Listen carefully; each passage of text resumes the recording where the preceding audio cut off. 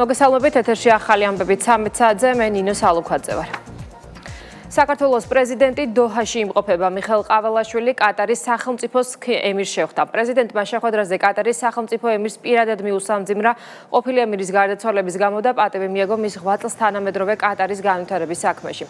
შეხვედრაზე მხარეებმა საქართველოსა და კატარს შორის არსებული პარტნიორობა და თანამშრომლობის განვითარების პერსპექტივები განიხილეს. პრეზიდენტებმა მადლობა გადაუხადა კატარის სახელმწიფოს საქართველოს სუვერენიტეტისა და ტერიტორიული მთლიანობის მხარდაჭერისთვის.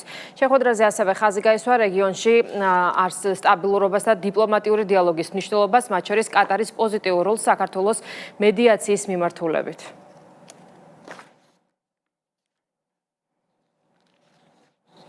საქართველოსა და ჩინეთს შორის საჰაერო მიმოსვლის ისტორიაში ახალი ეტაპი იწყება. ამ წუთებში შანხაიდან თბილისის მიმართულებით პირველი პირდაპირი ავიარეისი სრულდება. ჩინური ავიაკომპანია China Eastern Airlines კვირაში თბილისის მიმართულებით სამჯერ იფრენს.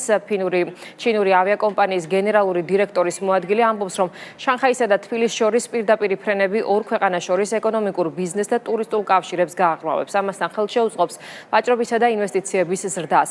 პირველ რეისზე ყველა ბილეთი და შანხაიდან თბილისში 299 მგზავრი რამდენიმე საათში ჩამოფრინდება.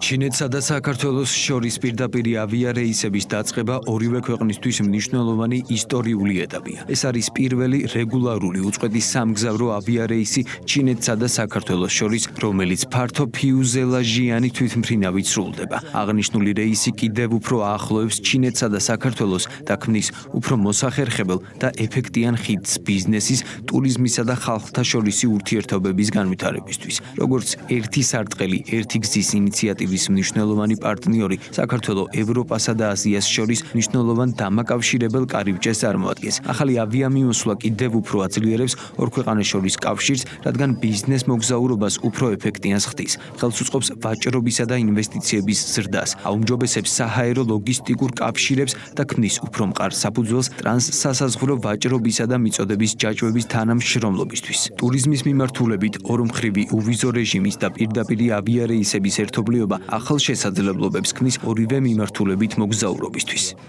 მე ჩინეთიდან ვარ და ავიაციის დიდი მოყვარული ვარ. თვითმფრინავები ბავშვობიდან ძალიან მაინტერესებს.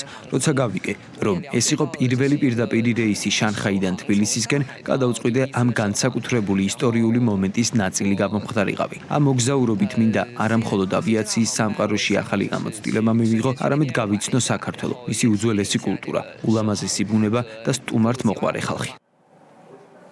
აპირებს თუ არა ეუთოს საპარლამენტო ასამბლეა რეზოლუციის იმ სადავო ჩანაწერებს გადახედოს, რომელზეც საქართველოს პრემიერ-მინისტრმა ბრიფინგზე ისაუბრა და აპირებს თუ არა დაინტერესდეს საქართველოსთან მიმართებით საპარლამენტო ასამბლეის ქმედებებით ეუთოს სათაოფისი. კითხვებზე პასუხს თავს არიდებს და აცხადებს, რომ აღნიშნულ კითხვებს საპარლამენტო ასამბლეამ უნდა უპასუხოს. მმართველი გუნდისთვის ეუთოს სათაოფისის პოზიცია Deep State-ს დაქვემდებარებული ევროსტრუქტურებში არსებულ მძიმე მდგომარეობაზე კიდევ ერთხელ მიუთითებს. როგორც სახელმწიფო პარტიაში აცხადებენ, კითხვებზე თავის არიდებით ეუთო ცდილობს დამალოს ფაქტი, რომ ინსტიტუტის პოლიტიზება ოლიგარქიული ჯგუფების ინტერესების შესაბამისად ხდება.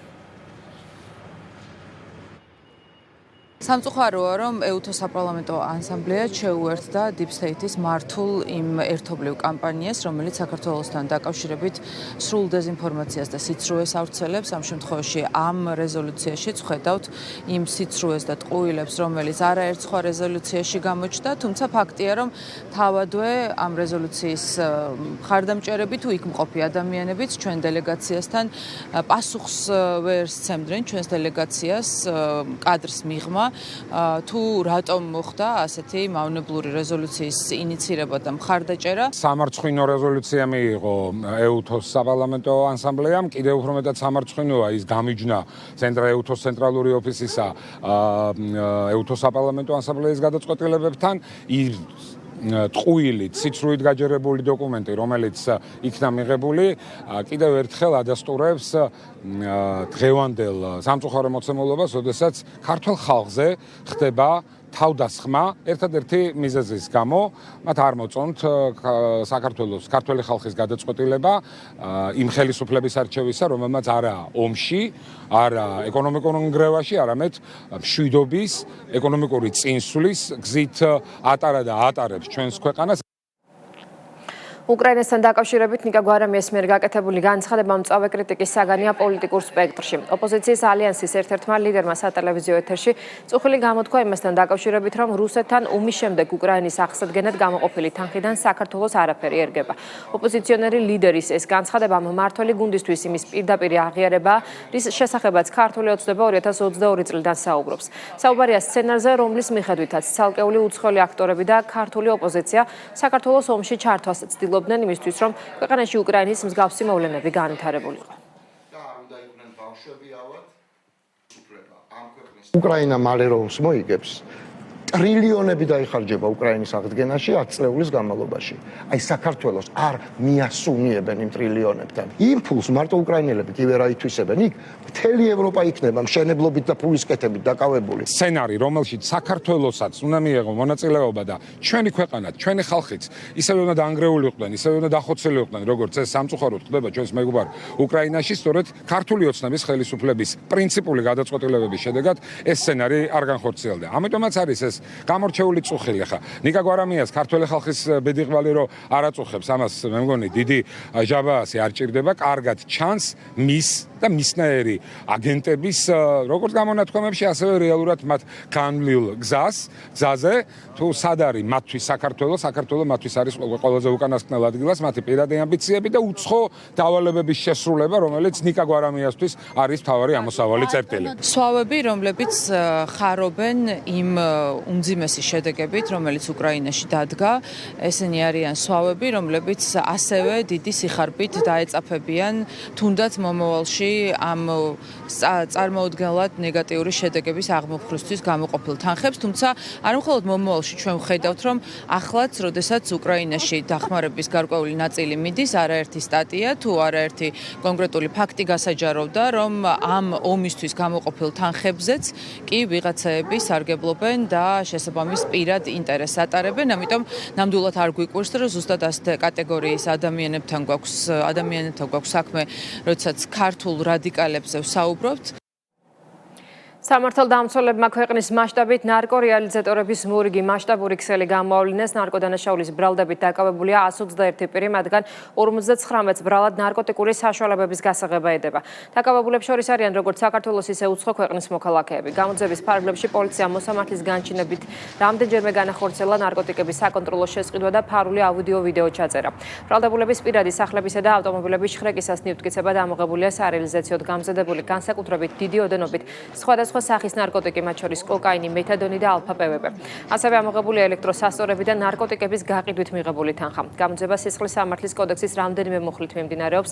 დაკავებულებს 20 წლამდე უვადო პატიმრობა ემუქრებათ. შინაგან საქმეთა სამინისტროს თანამშრომლებმა მთელი ქვეყნის მასშტაბით ჩატარებული ოპერატიული ღონისძიებებისა და საგამოძიებო მოქმედებების შედეგად ნარკოდანაშაულში ბრალდებით 121 პირი დააკავეს. მათ შორის ნარკორეალიზაციის სქემაში სხვადასხვა ფორმით ჩართული 59 პირია. ჩატარებული საგამოძიებო ექსპერიმენტის დროს მათ მიერ მითითებული ადგილებიდან ნივთკიცება დამოიღეს სარეალიზაციოდ გამზადებული სხვადასხვა სახის განსაკუთრებით დიდი ოდენობით ნარკოტიკული საშუალებები და ფსიქოტროპიული ნივთიერები. მათ შორის მეთადონი, ალფა-პვპ, კოკაინი, კეტამინი, ბუპრენორფინი, მარიხუანა, მცენარეული, კანაფი და სხვა. თბილისის საქალაქო სასამართლო ამერიკის შეერთებულ შტატებში თავშესაფრის მისაღებად ყალბი დოკუმენტების დამზადება გასაღების საქმეზე 4 ბრალდებულის აღკვეთის ღონისძიებაზე იმშალებს. გამოძიების ინფორმაციით დანაშაულებრივი ჯგუფის წევრები საქართველოს მოქალაქეებს არწმუნებდნენ, რომ მათი დახმარებით დამზადებული ყალბის აბუთებით ამერიკაში თავშესაფარს უპრობლემოდ მიიღებდნენ. სამართალდამცველებმა უთხრობა ბრალდებული ოფიციალური დოკუმენტების დამზადება გასაღების ფაქტზე დააკავეს. ბრალის დამტკიცების შემთხვევაში მათ 7 წლამდე ვადით პატიმრობა ემუქრებათ. თბილისის მერია დიდი დიღმის ტრამვაის პროექტის განხორციელებას იწყებს. აზიის განვითარების ბანკის შესყიდვის წესით გამართულ კონკურსში თურქულმა კონსორციუმმა გაიმარჯვა. ახალი სატრანსპორტო ხაზი დიდი დიღმის მესამე და მეოთხე მიკრორაიონებიდან დაიწყება და აღმოჩენებლის ხეივნისა და დიღმის მასივის გავლით მეტროსადგურ დიდუბეს დაუკავშირდება. ახალ მარშრუტზე 11 გაჩერება და 11 მატარებელზე გათვლილი საექსპლუატაციო დეპო აშენდება. გარდა ამისა, ინფრასტრუქტურული სამუშაოების პარალელურად დედაქალაქი 10 ერთეული ტრამვაის შესყიდვას გეგმავს, რისთვისაც ცალკე კონკურსი გამოცხადდება. 4 მსხვილი საერთაშორისო კომპანიის კონკურენციაში გამარჯვებულ საწარმოთან კონტრაქტი უახლოეს დღეებში გაფორმდება. პროექტი, რომელიც დეტალურ დაგეგმარებასა და უშუალო სამშენებლო სამუშაოებს აერთიანებს. ტენდერში მონაწილეობის სურვილი გამოთქვა და შესაბამისი წინადადებები წარმოადგინა 4 მსხვილმა კომპანიამ და ერთობლივმა საწარმომ, მათ შორის 3 თურქეთში, ხოლო 1 ჩინეთში რეგისტრირებული კომპანიებია. წარმოდგენილი წინადადებების შეფასება უკვე დასრულებულია. ყავს გამარჯვებული კომპანია, თურქეთში რეგისტრირებული ერთობლივი საწარმო EYE, რომელმაც ყველაზე დაბალი ფასი წარმოადგინა და ADB-ის წესების შესყიდვის შესაბამისად განისაზღვრა ასევე ეგრეთ წოდებული გასაჩივრების 14 დღიანი პერიოდი, რომლის გასვლის შედეგად გამარჯვებულ კომპანიასთან უკვე გავაფორმებთ ხელშეკრულებას. საზოგადოებას შევახსენებ, რომ პროექტი შედგება 3 ეტაპისგან: კონცეპტუალური პროექტის მომზადება, დეტალური პროექტის მომზადება და სამშენებლო სამუშაოების წარმოება. 3-ვე ეტაპისთვის განსაზღვრულია 26 თვე. მეტროსადგურ სარაჯიშვილსა და შაშალიძის ხიდის მიმდებარედ საავტობუსო ზოლი მოეწყო, ასევე გარკვეული მიმართულებებით მოძრაობის წესები შეიცვალა. თბილისის მერის განმარტებით, ახალი ბასლაინის მოწყობამ საზოგადოებრივი ტრანსპორტის გადაადგილება გაუმჯობესა და მგზავრობის დრო მუნიციპალური ტრანსპორტისთვის შეამცირა. ცვლილებების შედეგად საცობების დარეგულირებით გაუმჯობესდა ვითარება კერძო ავტომობილებისთვისაც. კერძოდ, ბალანჩინისა და ბელიაშვილის ქუჩების კვეთიდან სარაჯიშვილისკენ გადაადგილების დრო 8 წუთით შემცირდა. თბილისის მერის ინფორმაციით, გლდანის რაიონში მოძრაობის ახალი სქემა საზოგადოებრივი ტრანსპორტის მომსახურების გაუმჯობესების მიზნით დაწესდა. მას შემდეგ, რაც ეგრეთ წოდებული ბასლაინი დაიხაზა, მნიშვნელოვნად გაუმჯობესდა მუნიციპალური ტრანსპორტის გადაადგილება. აქამდე ჯორჯ ბალანჩინის ქუჩიდან მეტროსადგურ სარაჯიშვილის მიმართულებით მოძრავ ავტობუსებს მანქანების საძობში უწევდა დგომა. ნამდვილად არ არის ისე, რომ თითქოს ამ გადაწყვეტილების შემდეგ გაჩნდა საცობი და აქამდე თითქოს ავტომობილები უპრობლემად გადაადგილდებოდა. ეს ნამდვილად არ იყო ასე. საცობი იყო, რაც უდიდეს პრობლემას წარმოადგენდა საზოგადოებრივი ტრანსპორტისთვის. დიდ დიღომში მცხოვრები ადამიანები უდიდეს პრობლემას ხვდებოდნენ, როდესაც ისინი იყენებდნენ საზოგადოებრივ ტრანსპორტს. რეალურად ძალიან დიდი დროის დახარჯვა უწევდათ სარაჯიშვილის მეტრომდე მისასვლელად. საზოგადოებრივი ტრანსპორტით გადაადგილების გაუმჯობესების მიზნით დედაქალაქში კიდევ ერთ მარშრუტზე ცვლილება განხორციელდა. ნომერ 344 მარშრუტი სადგურის მოედნამდე გაგრძელდება და 6.12 მეტრიანი ავტობუსი დაემატა. მარშრუტი ზემო ფონიჭალიდან სადგურის მოედნის ცენტრალურ კვანძს მარტივად დაუკავშირდება. ნომერ 344 მარშრუტს, რომელიც მგზავრებს ზემო ფონიჭალიდან ორთაჭალის გავლით ბარათაშვილის ქუჩის მიმართულებით ემსახურება აღნიშნულ მარშრუტს 6.12 მეტრიანი ავტობუსი დაემატა. ასევე მარშრუტი კოტე აფხაზის ქუჩიდან გაგრძელდა სადგურის მოედნამდე, რუსთაველის გამზირის მარჯანიშვილის ქუჩის, დავით აღმაშენებისა და თამარ მეფის გამზირების გავლით. აღნიშნული ცვლილება მნიშვნელოვანია ადგილობრივი მოსახლეობისთვის, რათა ისინი ზემო ფონიჭალიდან სადგურის მოედნის ცენტრალურ კვანძს მარტივად და კომფორტულად დაუკავშირდნენ. უფრო მეტი მგზავრის გადაყვანა შეგვეძლება, მოცდის დროს, რა თქმა უნდა, შემცირებული იქნება და ეს ძალიან მნიშვნელოვანია. ინოვაციური იდეები და ინტელექტუალური საკუთრება ეროვნული სასწავლო ოლიმპიადის გამარჯვებულმა მოზარდებმა საზაფხულო ბანაკი დაასრულეს. პროექტის ინტელექტუალურ საკუთრება და ინოვაციები დახურვის ღონისძიებას სახპატენტის სათავო ოფისმა უმასპინძლა. ბაკურიანში გამართულ 5-დღიან ბანაკში 15-დან 18 წლამდე ასაკის 29 ახალგაზრდა მონაწილეობდა. ინიციატივის მიზანი საგანმანათლებლო ღონისძიებების გზით მოზარდების ცნობიერების ამაღლება და ახალი დარგების განვითარების ხელშეწყობა იყო. საზეიმო შეხვედრაზე ბანაკის მონაწილეებს სერტიფიკატები გადაეცათ. თბილისის მერის მხარდაჭერით აქტიურად მიმდინარეობს ახალგაზრდებისათვის საზაფხულო პროგრამების განხორციელება. ერთ-ერთი მნიშვნელოვანი და წარმატებული პროექტი საკპატენტთან ერთად ხორციელდება. ახალგაზრდებმა გაიარეს 5-დღიანი კურსი, დაისვენეს ბაკურიანში და საინტერესო პროგრამით იყო წარმოდგენილი ეს საზაფხულო ღონისძიება. დღეს მათ გადავეთით სერტიფიკატები იმის დამადასტურებლად, რომ გაიარეს საკმაოდ საინტერესო სასწავლო კურსი. ჩვენი ამოცანა რომ ახალგაზრდებს სკოლის ასაკის ბავშვებს მივაწოდოთ ინფორმაცია ინტელექტუალური საკუთრების შესახებ და რაც მთავარია, დავეხმაროთ რომ შეიქმნან და გაიუმჯობესონ შემოქმედებითი უნარჩვევები იმისთვის რომ მომავალში შექმნან საკუთარი ინტელექტუალური საკუთრება და ამით გახდნენ წარმატებულები. 5 დღის განმავლობაში მათ შეძლეს გაეცნოთ ერთმანეთი, გაეზიარებინათ ის გამოცდილებები, რაც საკპატენტს სხვადასხვა პროგრამაში აქვს გათვალისწინებული. ამისთვის მე დიდი მადლობა მინდა გადაუხადო თბილისის მერიას, თბილისის მერიის სპორტისა და ახალგაზრდობის სამსახურს, ასევე მადლობა მინდა გადაუხადო საკპატენტს ასეთი კარგი ინიციატივისთვის. ძალიან მომეწონა ის რომ ეს ბანაკი იყო არიენტირებული პროფესიის არჩევაზე, ქონდა შესაძლებლობა შესანიშნავ ფსიქოლოგთან, გვანცასთან კონსულტაციის და ყველა მომენტში, ყველა წუთში, ყველა წამში იგრძნობოდა პოზიტიური მეგობრული გარემო. საქართველოს მართლმადიდებელი ეკლესია ყოვლადწმინდა ღვთისმშობლის კვართის ლაქერნის ტაძარში დაბრძანებას ლაქერნობას აღნიშნავს. დღესასწაულთან დაკავშირებით ზუგდიდში ივერიის ყოვლადწმინდა ღვთისმშობლის სახელობის საკათედრო ტაძარში სადღესასწაულო წირვა აღევლინება. ღვთისმსახურებას სრულიად საქართველოს კათოლიკოს-პატრიარქი შიო მესამე აღავლენს. ლიტურგიის დასრულების შემდეგ ტაძარში შეკრებილ მრევლს შესაძლებლობა ექნება მსოფლიო მნიშვნელობის უდიდესი სიწმინდეები, მათ შორის ღვთისმშობლის კვართი მოილოცოს. ლაქერნობის დღესასწაული საეკლესიო აღნიშვნის ტრადიცია 1990 წლიდან უწმინდესისა და უნეტარესის ილია მეორის ლოცვა კურთხევით აღდგა.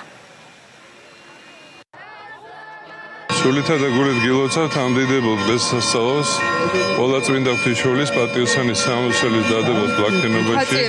განსაკუთრებულად ეს აღინიშნება საქართველოში, მის წილქროდ ქვეყანაში და მადლიერები ვართ ჩვენ დედა ღვთისმშობლისა, რომ ეს დიდი სიწმინდე იმყოფება ზუგდიდში, საქართველოში და გვაქვს შესაძლებლობა თვითონ ჩვენთან განს რომ მოვილოცოთ ეს უდიდესი მსოფლიო მნიშვნელობის სიწმინდე, რომელიც ღვთისმშობელი ატარებდა. დიდი პატივია საქართველოში ჩემი მოწვევა საქართველოსა და იერუსალიმის საპატრიარქოები ყოველთვის ძმურ დამოკიდებულებაში არიან, რომელიც გაგრძელდება. მადლობა მეუფე გერასიმეს მოწვევისთვის საქართველოსა და ქართველ ხალხს ყოველივე კარგს ვუსურვებ. უმნიშვნელოვანესია რომ აი ამ მიწაზე ვარ დაბადებული. უმნიშვნელოვანესია ის რომ გვერგო ღვთისმშობლის წილხდომილობა. ასევე ამ სიამაყესთან ერთად ვებერთელა პასუხისმგებლობა და შევთხოვ უფალს რომ შეგვაძლებინოს გაერთიანება, საერთოს პოვნა ერთმანეთთან და ის სიყვარულს გაემარჯვებს. გამორჩეული და განსაკუთრებული დღესასწაულია დღეს ზუგდიდში, სრულიად საქართველოს ულოცავ ლაქერნობის დღესასწაულს. ეს არის დღე, რომელიც აერთიანებს სრულიად საქართველოს. ეს დღე კიდევ უფრო მეტად ხაზს უსვამს იმ ჩვენს სულიერებასთან, რწმენასთან მიმართებით არსებულ გამორჩეულ დამოკიდებულებას, რაც ქართველებს გააჩნიათ ქრისტიანობის მიმართ. ღვთისმშობლის კვართის დღესასწაული მთლიანად მართლმადიდებელ სამყაროში აღინიშნება. საქართველოში გვაქვს ის წმინდა რელიქვია, რაც არის ღვთისმშობლის კვართი და რა თქმა უნდა ზუგდიდში და მთლიანად საქართველოში ეს განსაკუთრებული დღესასწაულია. ინფრასტრუქტურის სამინისტრო ჟინვალი ფასანაურის გზის სარეაბილიტაციო სამუშაოებს აწარმოებს. პროექტი ორ მონაკვეთად ხორციელდება და ითვალისწინებს გზის საფარის სრულ განახლებას. 10 ხიდის რეაბილიტაციას, წყალგამტარი მილების საყრდენი და ნაპირს დამცავი კედლების, ასევე უსაფრთხოების ბარიერების მოწყობასა და გზის მონიშნვას. სამუშაოების მიმდინარეობას ადგილზე შეაფასა გაეცნო ინფრასტრუქტურის მინისტრი ლევას სოხაძემ კონტრაქტორ კომპანიას სამუშაოების დაჩქარება დაავალა. სამინისტრო და საავტომობილო გზების დეპარტამენტი სამუშაოების მიმდინარეობაზე მკაცრ მონიტორინგს გააგრძელებენ იმ შემთხვევაში თუ არ სრულდება მიცემული მითითებები, კონტრაქტორ კომპანიასთან ხელშეკრულების შეწყვეტის პროცედურები დაიწყება. ცხეთა სტეფანწმინდა ლარჩის 20 კილომეტრიანი მონაკვეთის სარეაბილიტაციო სამუშაოები დაახლოებით 1 თვის წინ დაიწყეს.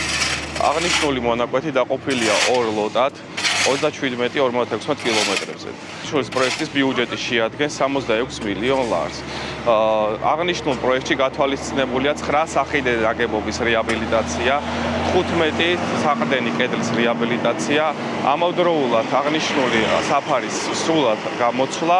საავტომობილო გზების დეპარტამენტი არ არის კმაყოფილი აღნიშნული კონტრაქტორის პროგრესით და ტემპით. არაერთხელ მიეცა კონტრაქტორს გაფრთხილება და საავტომობილო გზების დეპარტამენტი მუშაობს, რომ გამოასწოროს აღნიშნული მდგომარეობა.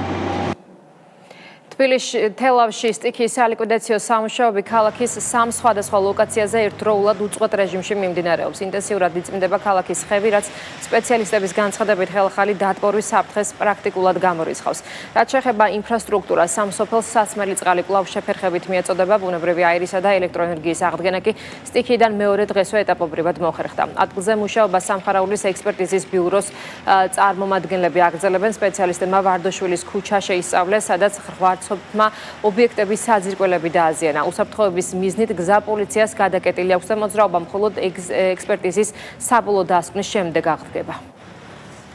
ძირითადი მასა, ნატანი მასა უკვე გატანილია, სამ ლოკაციაზე მიმდინარეობს თელავის ხევის გაწმენდითი სამუშაოები, სათავე ნაგებობის მიმართულებით და სოფელი გულგულა ვარდისუბნის მიმდებარე კეთდება ნაპირდამცავი გაბიონი იმისათვის რომ 2 კილომეტრიან კრიტიკულ მონაკვეთზე აღარ შეუქმნას საფრთხე პირველ რიგში იქ სასოფლო-სამეურნეო სავარგულებს. ასევე ცოცხალი ძალით გრძელდება დახმარება კომერციული ობიექტების, მრავალბინიანი საცხოვრებელი სახლების სარდაფების გაწმენდისთვის და ასევე მნიშვნელოვანია ის რომ სამ სოფელს რომელსაც შეზღუდვით მიეწოდება წყალი, ეს არის კისის ხევი, წინანდალი და ვარდისუბანი მიმდინარეობს სამუშაოები, რათა სათავე ნაგებობები მოწესრიგდეს და აღდგეს სრულყოფილი წყალმომარაგება აღნიშნულ სოფლებში.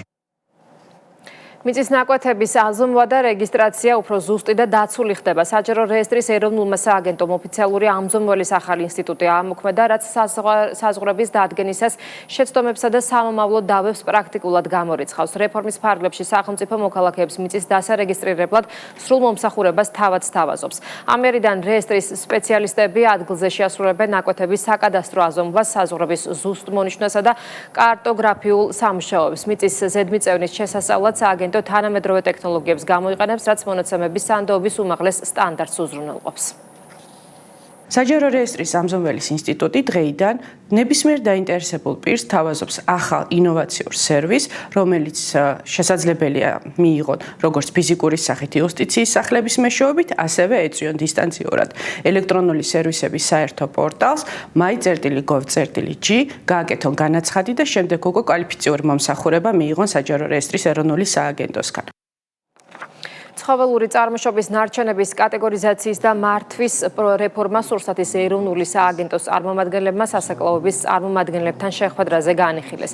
ბიზნეს სექტორს კანონმდებლობით დადგენილ მოთხოვნებთან დაკავშირებით დეტალური ინფორმაცია მიეწოდა. განიხილეს სასაკლაოების მოწყობის ზოგადი წესები და ნარჩენების მართვის საკითხები. განსაკუთრებული ყურადღება გამახვილდა თანადაფინანსების პროგრამებზე, რომლებსაც სოფლის განვითარების სააგენტო ინფრასტრუქტურის მოწყობის მიმართულებით სასაკლაოებს სთავაზობს.